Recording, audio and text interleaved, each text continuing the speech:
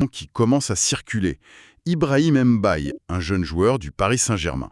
On s'appuie sur des infos tirées d'un article récent, qui brosse un peu son portrait et les enjeux autour de lui. Ok, déballons un peu tout ça. Notre objectif aujourd'hui, c'est de découvrir qui est ce joueur, comprendre son parcours jusqu'ici et pourquoi son profil intéresse au-delà du PSG, surtout pour son avenir international. Allez, on décortique. Oui, et c'est un cas très intéressant. On voit ça de plus en plus, ces jeunes joueurs binationaux, parfois même trinationaux, qui sont formés dans les très grands clubs européens. Et ça, c'est devenu un enjeu stratégique majeur pour beaucoup de fédérations nationales. D'accord. Alors commençons par le commencement, si on peut dire. Ibrahim Mbaye, né le 24 janvier 2008, donc très jeune, Oui, 16 ans à peine. né à Traps, dans les Yvelines, et un truc qui marque, c'est sa taille. Déjà 1,85 m. Ah oui, c'est grand pour son âge, clairement un atout physique. Et il joue, bien sûr, au Paris Saint-Germain, au centre de formation. Et puis il y a ses origines, c'est important aussi. Père sénégalais, mère marocaine. Mhm, Donc né en France, avec cet héritage multiple, ça ouvre déjà des perspectives, non? tout à fait. Et c'est là que ça devient stratégique. D'abord, être formé au PSG. Bon, c'est pas n'importe quel centre. C'est une des académies les plus réputées, les plus scrutées aussi. Si tu sors du lot là-bas, c'est déjà un signe fort, un indicateur de potentiel élevé. Et ensuite, oui, ses origines. France, Sénégal par son père, Maroc par sa mère. Techniquement, ça lui donne l'éligibilité pour 3 sélections. Même si l'article, c'est vrai, se concentre sur le choix France ou Sénégal. Cette multi-éligibilité, on la retrouve souvent maintenant. Oui, c'est de plus en plus courant et ça complexifie un peu la donne pour tout le monde, le joueur, les fédérations. Et ce n'est pas juste un potentiel sur le papier, Ibrahim Mbaye. Il a déjà commencé à faire parler de lui sur le terrain. On note par exemple ce but qu'il a marqué avec l'équipe de France, U16 contre le Danemark. C'est pas rien ça. Non, marqué en sélection jeune, même en amical, ça compte. Ça montre qu'il performe aussi sous le maillot bleu, qu'il répond présent à ce niveau international. Et plus récemment, il a été convoqué avec les U18 pour un tournoi international. Ça confirme qu'il gravit les échelons en équipe de France jeune. Exactement, c'est ça. Et ces étapes, ce ne sont pas juste des lignes sur un CV, hein. Les sélections répétées en U16, U18, ça veut dire que la DTN, la Direction technique nationale française, l'a à l'œil. Il est identifié, il est suivi, il fait partie de l'élite de sa génération en France. C'est une forme de validation. Une reconnaissance officielle en quelque sorte. Oui. Et les buts décisifs en U19 au PSG, pour moi, c'est peut-être encore plus révélateur à ce stade. Jouer en U19 à Paris, c'est déjà un environnement hyper compétitif. Y être décisif, marquer des buts qui comptent vraiment, ça montre quoi? Ça montre du talent, bien sûr, mais aussi du caractère, une certaine maturité mentale. Une capacité à gérer la pression. Voilà. La capacité à influencer le jeu, à prendre ses responsabilités quand ça compte. Et c'est ça que recherchent les recruteurs, les sélectionneurs pour le très haut niveau. Pas juste des bons joueurs, mais des joueurs qui font gagner. J'imagine la pression quand même. Avoir à peine 16 ans, jouer dans un club comme Paris, être déjà international jeune. Comment on gère ça en général? C'est tout le défi de cette période, la post-formation. Le PSG, c'est une chance incroyable, mais c'est aussi une pression énorme. La médiatisation arrive vite, la concurrence est mondiale, les attentes sont démesurées. Certains y arrivent, d'autres craquent ou stagnent. L'entourage doit être clé. Ah oui, l'encadrement du club, bien sûr, mais aussi la famille, les conseillers. C'est crucial pour aider le jeune à naviguer cette période très délicate. Il faut être mature très tôt. Et cette maturité, elle va être mise à l'épreuve sur un autre front, Justin. Le choix de la sélection nationale. Parce que, même s'il joue pour la France en jeune, son père est sénégalais. Donc il est parfaitement éligible pour jouer pour le Sénégal, les Lions de la Teranga. C'est ça. Et les sélections en jeunes pour la France ne le bloquent pas définitivement. Il peut toujours changer tant qu'il n'a pas joué en match officiel avec l'équipe A française. Et d'ailleurs, la source qu'on a le dit clairement. Il est vu comme un espoir important pour le foot sénégalais. On comprend pourquoi. Un attaquant grand, puissant, technique, formé dans une des meilleures académies du monde, c'est un profil en or pour une sélection comme le Sénégal. Tout à fait. Ce choix, France ou Sénégal, quand il devra le faire, ce sera un moment décisif pour sa carrière. Absolument. Et là, on touche au cœur de la stratégie des fédérations. Pour le Sénégal, attirer un joueur comme Mbaye, c'est quoi? C'est une opportunité énorme. Pourquoi? Parce que ça leur permet de bénéficier, indirectement, de l'excellence de la formation française et parisienne sans en avoir supporté les coûts initiaux. C'est une sorte d'optimisation, si on veut. Une façon d'intégrer un talent déjà poli, en quelque sorte. Exactement. Et ce n'est pas un cas isolé, loin de là. C'est une tendance de fond dans le foot mondial.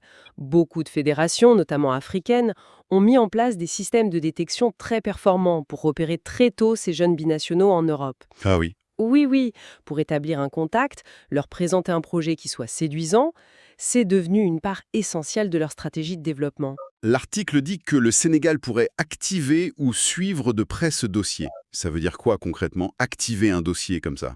Suivre de près, ça veut dire d'abord observer. Observer ses matchs, sa progression, son évolution physique, technique. Activer, ça passe à une phase plus proactive. Ça peut impliquer ce qu'on appelle parfois la diplomatie sportive. C'est-à-dire? C'est-à-dire établir des contacts, discrètement au début souvent, avec le joueur lui-même, bien sûr, mais aussi, et c'est fondamental, avec son entourage, proche, la famille, les conseillers. Il faut créer une relation de confiance, lui présenter un projet sportif solide, quel rôle il pourra avoir dans l'équipe nationale, quelle place on lui imagine. Montrer qu'il y a un vrai plan pour lui. Voilà. Parfois, on fait intervenir des anciennes gloires du pays pour créer un lien affectif, un sentiment d'appartenance. Il faut aussi rassurer sur l'organisation, montrer que la fédération est sérieuse, ambitieuse. Le but, c'est de rendre l'option sénégalaise vraiment attractive, pas juste une alternative. Et le timing là-dedans, ça doit être hyper important. Si on contacte trop tôt, on risque de le braquer. Si on attend trop, la France a déjà pris trop d'avance. C'est tout l'art. Et il n'y a pas de règle absolue, c'est vraiment du cas par cas. Certaines fédérations attendent que le joueur soit plus proche du monde pro, qu'il ait plus de certitude sur sa carrière. D'autres essayent de tisser un lien très tôt, dès les U17, U18, pour marquer leur intérêt, créer une connexion. Avec le risque que le joueur dise non à ce moment-là. Oui, le risque, c'est que le joueur et sa famille privilégient la filière française, qui est souvent vue comme plus structurée ou prestigieuse à ce stade. Ça dépend beaucoup de la personnalité du jeune, de l'influence familiale et du lien réel qu'il a avec son pays d'origine. Est-ce qu'il y va souvent? Est-ce qu'il se sent proche de cette culture? D'accord, donc si on résume un peu, pourquoi Ibrahim Mbaye est un joueur particulièrement intéressant à suivre? Il y a d'abord sa formation au PSG, un label de qualité, ensuite ses premières performances qui montrent qu'il a du talent, du physique et du mental. Mhm. Et puis cette double nationalité qui crée un enjeu international passionnant, France ou Sénégal. C'est exactement ça. Il coche les cases importantes. Le talent brut, la formation de haut niveau et cette dimension internationale qui ajoute une couche de complexité et d'intérêt. À ce stade, il représente un potentiel énorme pour deux nations importantes du football. C'est un actif précieux. Évidemment, on parle encore de potentiel. Quels sont les prochains défis pour lui? Qu'est-ce qu'il faut surveiller dans les mois, les années qui viennent? J'imagine que sa progression au PSG reste la clé. Ah oui, indiscutablement. Le PSG, c'est une machine à gagner, mais c'est aussi très difficile d'y percer pour un jeune du centre. Le premier défi pour Mbaye, ça va être de continuer à s'imposer. En U19, peut-être en équipe réserve si elle existe encore sous une forme ou une autre, ou via le groupe élite.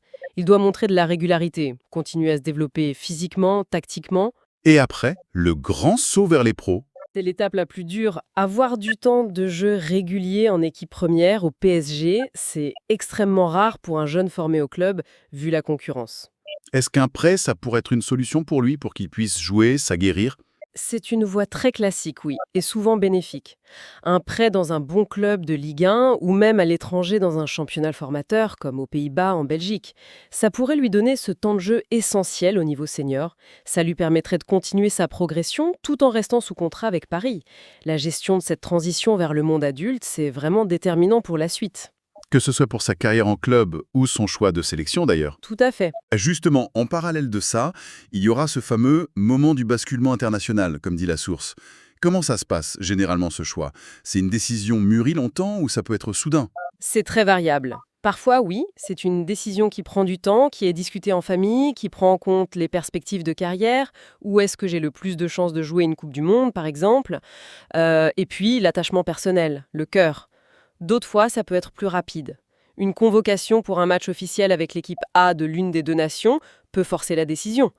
Parce qu'une fois que tu as joué 1 minute en match officiel A, hors amicaux, selon les règles actuelles de la FIFA, ton choix est scellé. D'accord, ça peut être un élément déclencheur. Oui, et pour revenir à l'option Sénégal, pour qu'elle aboutisse, ça dépendra beaucoup de leur approche. Comme le suggère l'article, il faudra sûrement plus qu'un simple coup de fil. Il faudra bien anticiper, tisser ce lien dont on parlait, lui montrer concrètement comment il s'intégrerait, quel rôle on voit pour lui chez les Lyo. Il faut lui donner des raisons solides de choisir le Sénégal, au-delà de l'appel des racines. C'est un vrai travail de séduction face à la puissance de l'équipe de France. C'est ça.